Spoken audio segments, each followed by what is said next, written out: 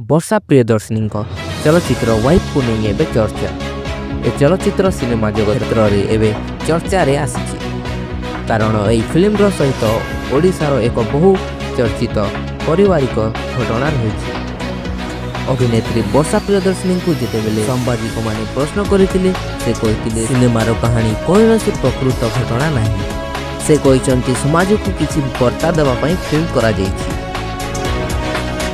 ए film कहानी रही केमिति जड़े स्त्री तांको स्वामी को जीवन ठारू भी बेसी भल पाउछंती किंतु स्वामी तांको जड़े युवती संपर्क रखिछंती आउ तांको प्रेम रे पागल हो जाइछंती।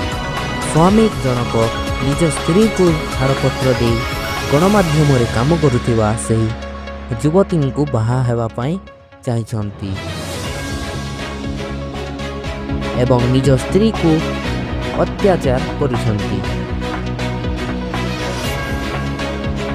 ए फिल्म रे देखा जायछि स्त्री सबु बेले विवाहर ए पवित्र संपर्क को रक्षा करबा को चाहछंती किंतु स्वामी जनक से युवती प्रेम रे पड़ी निज स्त्री को छाड़पत्र देबा को चाहछंती।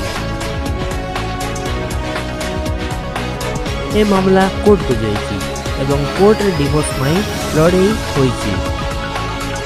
चलचित्र देखुथिबा समस्त दर्शक बंधुंकर गोटे मत थिला ए कहानी वर्तमान वर्षार जीवन सहित समान रही। हेले शेष में फिल्म रे एक ट्विस्ट आछि। स्वामी निज भूल बुझी पुणी थरे निज स्त्री पाखक फेरी आसीचंती। फिल्म शेष सीन को छाड़ीदेले वर्षा कहानी सहित बेस समान रही। वर्षा लाइफ क्षेत्र में एमती घटी।